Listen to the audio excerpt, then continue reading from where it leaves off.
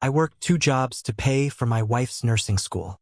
One night, I brought her dinner to the hospital, only to find her kissing her study partner in the parking garage. When I confronted her, she just looked me in the eye and said, "You're too small-minded for the life I want." She had no idea the revenge I had been planning ever since that night. I remember the night like it happened yesterday, though I've replayed it in my head 1,000 times. I had just finished my second shift at the diner. I'd been working double for months, scraping every extra dollar to pay for my wife's nursing school. I was exhausted, my back a mess, but I told myself it was worth it. She was chasing her dream, and I wanted to support her. I grabbed her favorite sandwich from the corner deli and drove to the hospital where she was finishing a late study session. I imagined her face lighting up when I showed up. I imagined her smiling, hugging me, saying, "Thank you for always supporting me." Instead, I found her in the parking garage, not alone. She was pressed against some guy I didn't even know, her lips on his. My chest felt like it had been kicked. The sandwich fell from my hand. I froze, unable to breathe, unable to speak. When she noticed me, she pulled back, smirked, and said something that still haunts me. "You're too small-minded for the life I want." She walked away like I was invisible, like I didn't exist, like all the months of grinding, all the nights of exhaustion, all the money I'd sacrificed were meaningless. I stood there, numb, watching her go. My mind was spinning. Rage and heartbreak tangled together in a mess I couldn't sort out. But somewhere deep down, beneath the fury, a cold thought formed. If she thought she could humiliate me and get away with it, she had another thing coming. I wanted to scream, to smash something, but I couldn't. Not yet. I needed to plan. I needed patience. I needed to make sure every ounce of betrayal she felt was returned tenfold. That night, I didn't follow her. I didn't cry in the car. I went home, and for the first time in months, I slept not from exhaustion, but from the calculated calm that comes when someone realizes they're going to make things right. And I started keeping a secret, a very careful, very deliberate secret. But at that moment, standing in the empty parking garage, I had no idea just how much worse things could get. We met in college, the kind of story that sounds cheesy but felt real at the time.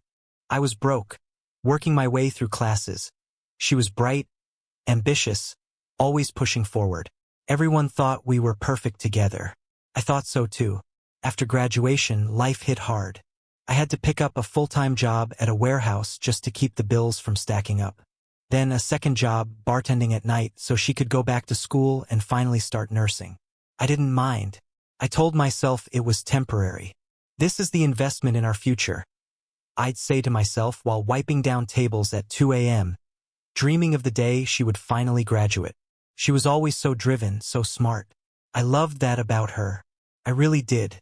I watched her hustle through exams, clinicals, and long nights at the hospital. I celebrated every A she got like it was my own. I even cooked for her when I could, left notes in her textbooks, sent her little texts of encouragement during her grueling rotations. But there were cracks I didn't see, or maybe refused to see. She had friends at school, sure, study groups and partners, people I barely met. I trusted her. I thought we were a team. I thought my sacrifices meant something. Even on nights I came home at 3 a.m., I'd still make sure her car was scraped off from the snow or that she had dinner waiting if she didn't have time to eat. I didn't care about sleep. I didn't care about my body. I cared about her. Looking back now, that's the cruelest part. I didn't just support her dreams. I financed them, poured my blood, sweat, and sanity into her future. And she spat on it. She turned every night of exhaustion, every dollar I saved, every time I went without, into nothing. I should have seen it coming. The late-night texts she hid, the little excuses, the defensiveness when I asked questions. But I wanted to believe in us. I wanted to believe she loved me as much as I loved her. That belief shattered the night I found her kissing him. And that's when the plan started. Not some half-baked revenge in the heat of the moment, but a careful, cold calculation. I didn't want just satisfaction. I wanted her to feel the exact weight of betrayal. I wanted her to understand the depth of what she destroyed. I started paying attention, really paying attention, to her routines, her habits, her friends. Every little detail that could help me orchestrate what I knew I'd one day do. And somewhere, in that quiet, aching space where heartbreak lived, I started to feel power. The kind of power that comes from knowing the other person has no idea what's coming. That night in the parking garage wasn't the end. It was the beginning. After that night, I didn't act. I didn't blow up at her, didn't send angry texts, didn't beg or plead. That would have been useless. Instead, I buried the anger and pretended everything was normal in front of people. Work, friends, family. She never suspected a thing. And that was exactly how I wanted it. At home, things were tense. She'd come in late from rotations or study sessions, acting like nothing had happened. Sometimes she'd smirk when I offered help or asked how her day went. I could see the audacity in her eyes, the way she thought I was weak enough to forgive everything. Most nights, I'd just nod, go to the kitchen and silently plan. I started small. I learned her habits. Which nights she stayed late, when she met her study partner, even what she liked to eat on certain days. I documented it quietly, like I was taking notes for a case. I watched her laugh at his texts while I was out of the room. I paid attention to the way she slipped into these little lies so effortlessly. Each one fueled the fire inside me. Work was brutal, but I used it as camouflage. At the diner and warehouse, I kept my exhaustion real. People assumed I was just a hard-working guy, struggling but committed. Nobody knew I was sharpening a plan in my head while carrying boxes or cleaning tables. I also started thinking about leverage. Credit cards, bills, school loans, her car lease. Small things that could be twisted to my advantage. I didn't act yet, but I mapped everything, mentally connecting the dots like a chess game. The more I looked, the more I realized just how much control I had if I chose to use it. And the rage? It never left. It simmered, low and constant, like a hidden fire. Every time I saw her laughing with him or texting him in front of me, it sparked brighter. But I never let her see it. That would ruin the effect. She needed to think I was broken, defeated, blind. That's the only way what came next would hit as hard as it did. I started dreaming of the perfect moment, when all the pieces aligned, when her arrogance and betrayal would meet the consequences she deserved. Not just embarrassment or shame, but real, personal ruin. She made a mistake thinking I was too small-minded to understand her life. I knew then that my revenge would have to be meticulous, cold, and utterly undeniable. And then, one night, I discovered something that would change everything. Something that made me realize her betrayal was even deeper than I thought. It was late one Thursday night. I had finished my second shift and was on my way home when I noticed her car parked outside the hospital again.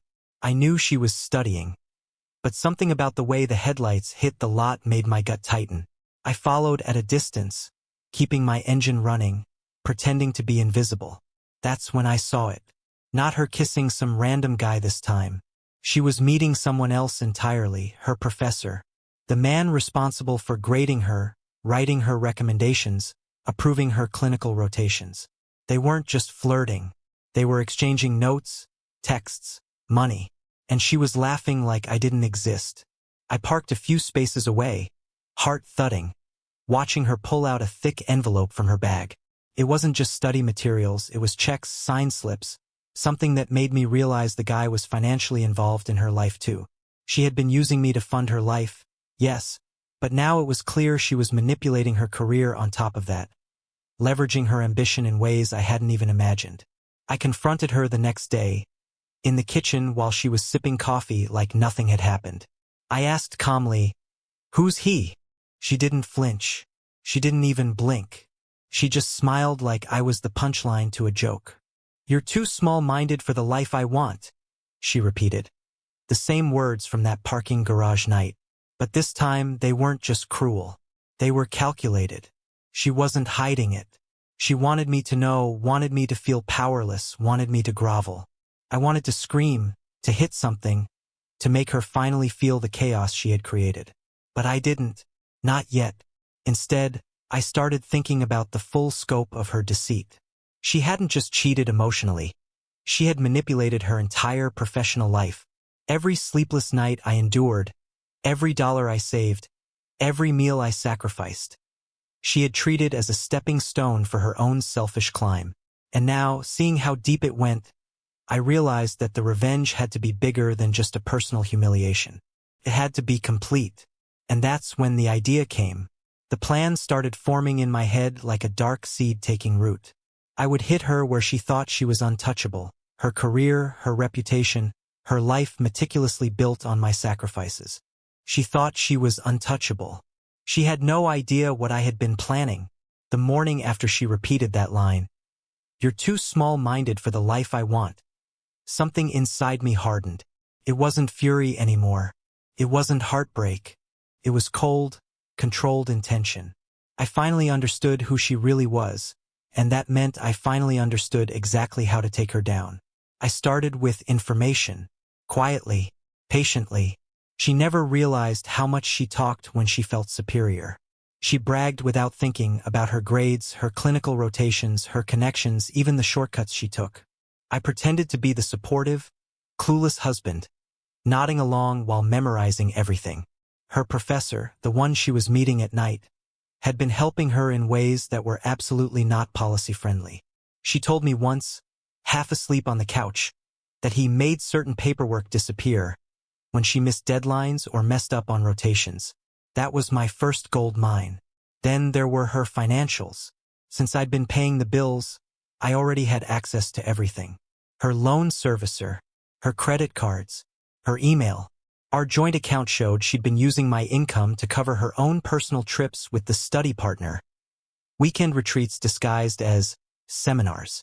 That was the second gold mine. I made backups of everything. Screenshots, bank statements, emails, text logs, even pictures when the timing was right. I kept them all on a private drive she didn't know existed. Next, I quietly separated my finances. I opened my own checking account and rerouted my direct deposit. I stopped contributing to the joint one except for the bare minimum, and even that wouldn't last. I contacted the bank and froze her access to the emergency savings account, legally mine since I was the sole contributor. She didn't notice, because she was too wrapped up in her new life to notice the ground shifting beneath her. Then I contacted a lawyer. Not just any lawyer. A ruthless one recommended by a coworker who had gone through a nightmare divorce. I told him everything, every detail. He listened, didn't interrupt, and at the end just said, "If what you're telling me is true, she's done." We spent weeks preparing, gathering documents, mapping out timelines, planning the exact order of what would hit first. The lawyer explained how adultery, misuse of marital funds, and academic dishonesty could all collide in one spectacular implosion, if executed correctly. He also told me to keep acting normal. So I did. I still made her breakfast sometimes, still asked about her day, still pretended to believe her lies. She'd roll her eyes when she talked to me, like she couldn't wait to outgrow me. That arrogance kept her blind. But the final piece fell into place one night when she left her bag on the table and I saw a letter sticking out. An application for a competitive residency program in Seattle she had never told me about. A program she planned to move to, without me. Her plan all along was to use me until she didn't need me anymore. Dump me, move across the country, start her shiny new life while leaving me in the dust.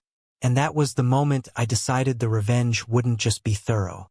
It would be devastating. And the best part? I hadn't even used the biggest piece of leverage I'd found yet. The thing that made my lawyer lean back, whistle, and say, "This is going to ruin her." The second twist didn't hit me like a punch. It hit me like a slow, sinking realization. One that made everything else suddenly make perfect, horrifying sense. It started with a bill. A stupid, routine, boring envelope that showed up in the mail one afternoon while she was at study group. I almost tossed it aside, thinking it was another tuition statement, until I noticed the name on it wasn't hers. It was mine, and the balance wasn't small. It was over $14,000. Charged to a credit card I didn't even know existed.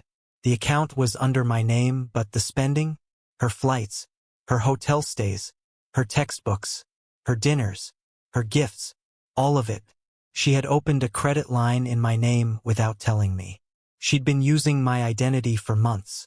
My stomach dropped. My hands shook. I reread every line twice. It wasn't a mistake. It wasn't a mix-up. It was deliberate. At first, I thought it was just desperation or convenience. But the more I dug, the darker it got. Because she hadn't just used my name. She had built an entire financial trail designed to make it look like I was the reckless one. The irresponsible spender. The one draining our accounts. The one sinking us into debt. She forged my digital signature on applications. She changed contact emails on accounts so I wouldn't get notifications. She even created a fake budget document that made it look like I was the one gambling money away on weekends. At first, I didn't understand why she'd go this far. Why not just use the credit cards I already had? Why risk identity fraud? But then I found the text. The one message that clarified everything. It was between her and her professor, the same man she'd been meeting behind the hospital. She wrote, "Once the residency program picks me, I'll be done with him anyway. I just need everything to look like his financial mess so I don't get tied down in the divorce." His reply, "Smart. Keep collecting in his name. Make sure it looks consistent." I read those lines over and over until my vision blurred. This wasn't just cheating. This wasn't just ambition. She was building an escape route and planning to destroy my credit, my finances, and my future on her way out. And she thought I'd never notice. She thought I was too tired, too trusting, too small-minded to see the trap being set under my feet. I sat at the kitchen table for hours that night, staring at the debt, the forged records, the messages. The coldness in her words made something in me shift forever. This wasn't just about revenge anymore. This was survival. This was justice. And in that moment, I realized the most important thing of all. I didn't need to expose her. I needed to let her expose herself. And she was about to, because the next phase of my plan would push every one of her hidden schemes straight into the light where everyone would see them. But what I discovered next, why she did all of this, was the part that chilled me to the bone. Because it wasn't about love, or passion, or even ambition. It was something far colder, far darker, and far more intentional than I could have imagined. I didn't find her real motive by snooping. I found it because she finally slipped just once, and that was all it took. It was a Sunday morning. She thought I was still asleep. I heard her in the living room whispering on the phone, pacing like she always did when she was planning something. I wasn't trying to spy. I was just grabbing a glass of water when I heard her say a name I didn't recognize. "Yeah, he's almost out of the picture," she said. Silence. Then, "No, I don't feel bad. He's not useful anymore." I froze. Her tone wasn't annoyed or angry. It was flat, cold, calculated. The way someone talks about an object that's worn out its purpose. She kept going. "The credit trail is almost done. My professor said once the residency is locked in, I should file first. That way I look clean.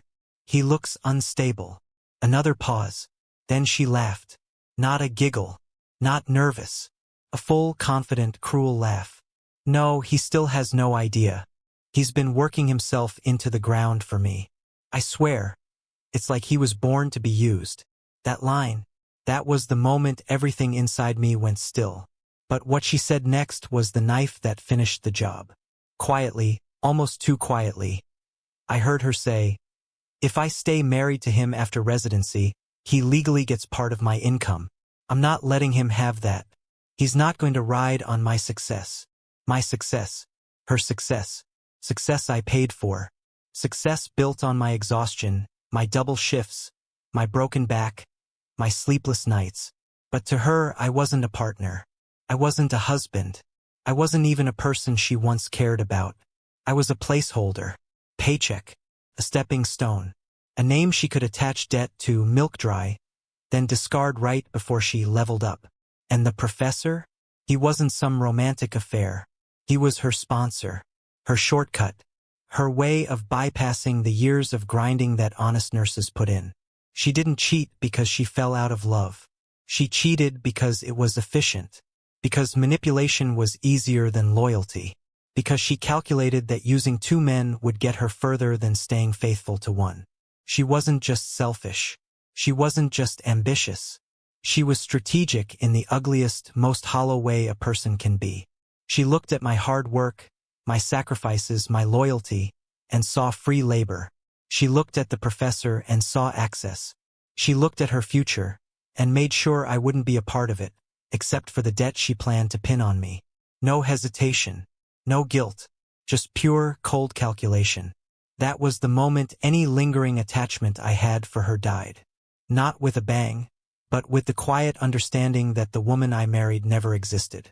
She had been performing the whole time, shaping herself into whatever got her the most advantage. And I had been blind enough to love her. But her mistake, the fatal mistake, was assuming I would stay blind. Because now I knew exactly who she was. And knowing that meant I knew exactly how to destroy the entire world she built on my back. The day everything came together wasn't dramatic at first. It was calm, unnervingly calm. I woke up, made coffee, packed my lunch for work, and left just like any other morning. She didn't know that while she slept, the final phase of my plan had already started. At 8:03 a.m., my lawyer filed for divorce on grounds of adultery, financial fraud, and identity theft, supported by the mountain of evidence I'd collected. At 8:06 a.m., the filings were delivered to her nursing program director, along with the proof of her academic misconduct and the professor's involvement. At 8:10 a.m., HR at the hospital received an anonymous packet containing screenshots, timelines, and statements detailing their inappropriate relationship and policy violations. And at 8:12 a.m., the Nebraska State Board of Nursing received everything: bank statements, forged signatures, text messages admitting manipulation, the credit card fraud, the documentation falsified by her professor. It was enough to trigger a full investigation. I didn't go home. I let the dominoes fall exactly how they needed to. Around noon, my phone blew up. Missed calls, frantic texts, voicemails where her voice shook between rage and fear. Then came the one sentence that told me everything was collapsing. "Where are you?" They know everything. By the time she got home that evening, her world was already burning. The professor had been suspended pending an investigation. She'd been pulled out of her clinical rotation. Her residency application had been frozen. And the lawyer's filing meant she couldn't legally hide or destroy anything. Not bank records, not documents, not messages. Everything she tried to bury was now evidence. I was sitting at the kitchen table when she walked in, mascara smeared, hands shaking. She tried to scream at me, but her voice cracked halfway through. I didn't say a word. I didn't need to. "You ruined my life," she finally managed. I looked her dead in the eyes and said, "No, I just stopped financing it." She crumpled right there. No dignity, no arrogance left, just panic. She begged, actually begged, for a chance to fix things. But I wasn't there to fix anything anymore. I'd been fixing things alone for years. I stood up, grabbed the go bag I'd packed days earlier, and walked out without another word. She chased me to the door, crying, shaking, demanding I talk to her. I didn't know her anything anymore. Over the next few weeks, everything hit her at once. The school dismissed her from the program. The professor was terminated and lost his license. She became the subject of a formal investigation for academic fraud. The credit card debt she tried to pin on me was proven to be her doing. The court held her responsible for every fraudulent charge, every forged document, every manipulated account. And because of the adultery and financial misconduct, she walked away with nothing in the divorce. Nothing. Meanwhile, I rebuilt my life slowly, quietly. I slept through the night for the first time in years. I stopped working double shifts. I got my own place in a quiet part of Lincoln. And for once, my money went toward me, not toward someone else's ambitions. People ask me sometimes if I regret anything. No, not a single thing. She used me as a stepping stone. I just made sure she tripped on it. And the best part?